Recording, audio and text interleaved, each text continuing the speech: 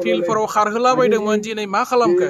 माथो जोङो सासेबो सेंग्रा सिख्लाखौ जोंनि बिटिसि ओनसोलनि पेरामिलिटारि फर्सेस लोगोसे आर्मियाव रिक्रुटमेन्ट होनाय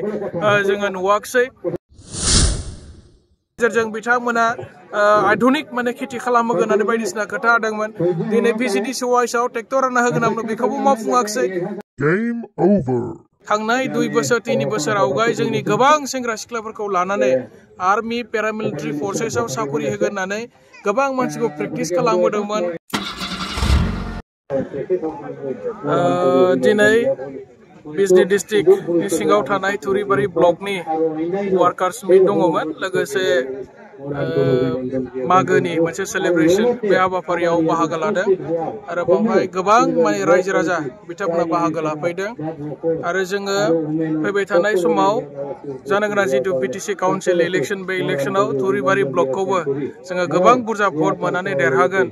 दिनै मोनसे रोखा जाबाय खारन बावहाय जोङो इयुथनि वुमेननि पेरेन्ट बडिनि गोबां सेल कमिटिनि गोख्रों दैदेनगिरिफ्रा दिनै बाहागो लादों आरो जोङो आथिखालनि इउपिपिएल सरकारखौ जोङो मोनसे खोथा सोंखारिदों जे बिथांमोना थांनाय 2 बोसोर 3 बोसोर आवगाय जोंनि गोबां सेंग्रा सिख्लाफोरखौ लानानै आर्मी पेरामिलिटारि फर्सेसआव साखरि होगोन होननानै गोबां मानसिखौ प्रेक्टिस खालामहोदोंमोन फिल्डफोराव खारहोलाबायदोंमोन दिनै मा खालामखो माथो जोङो सासेबो सेंग्रा सिख्लाखौ जोंनि बिटिसि ओनसोलनि पेरामिलिटारि फर्सेस लोगोसे आर्मियाव रिक्रुटमेन्ट होनाय जोङो नुवाखसै आरो गोबां जोंनि बेकार सेंग्रा सिख्लाफोरा बिथांमोननि बुंनाय लेखायैनो माने साख्रि मोनमारगोन साननानै गोबां खस्थ' खालामदोंमोन खिन्थु सेंग्रा सिख्लाफ्रा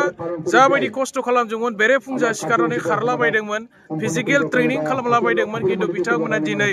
सासेबो जोंनि लाइमोन सेंग्रा सिख्लाफोरखौ पेरामिलिटारि फर्सेस लोगोसे आर्मी बेबायदि माखासे माने डिफेन्सनि साखरियाव बिथांमोना सोस'नो हायाखै आरो सेंग्रा सिख्लाखौ बिराद गाज्रि थगायबाय सेल्फ हेल्प ग्रुपखौ मानो थगायखो बिथांमोना माथो सरकारानो जोबनोसै बारा दिनानो गैला दा फैयै फैयै सरकारा जोबनोसैयावबो मोनसेबो सेल्फ हेल्प ग्रुपनो बिथांमोना 75,000 होगोन होननानै जा खोथा होदोंमोन बेखौ दिनै होनो हायाखसै जोंनि आबादारि बिथांमोनखौ थगायबाय गोबां माने डिजिटेलनि खोथा बुंदोंमोन डिजिटेल जुगनि गेजेरजों बिथांमोना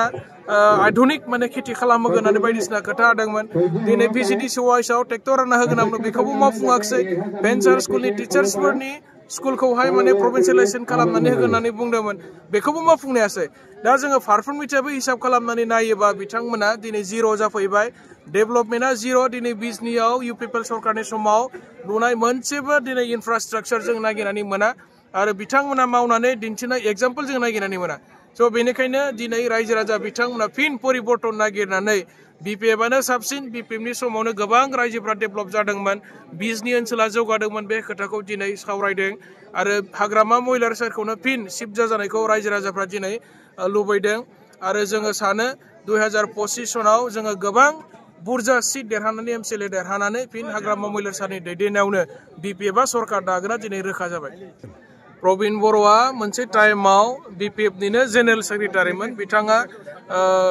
खैथामान बोसोर बिथाङा कंग्रेसआव लिडारशिप लाहैनानै खामानि मावदोंमोन दा बिटिसि ओनसोलावथ' कंग्रेस बा अन्यान्य नेशनेल पार्टिनि खामानि मावनानै जेबो लाब गैया बे खोथाखौ बिथाङा नुबाय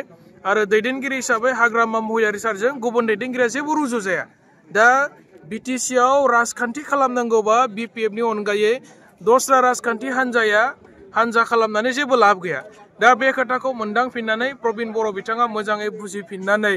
आरो फिन बिपिएफआव जइन जादों बिथांखौ जोङो बिपिएफनि जानानै वेलकाम खालामदों मानोना बिथाङाबो सासे गोख्रों दैदेनगिरि आरो फिन माने गोख्रों लिडारशिप लानानै खामानि मावगोन जों बिथांखौ माने आसा खालामदों आरोखि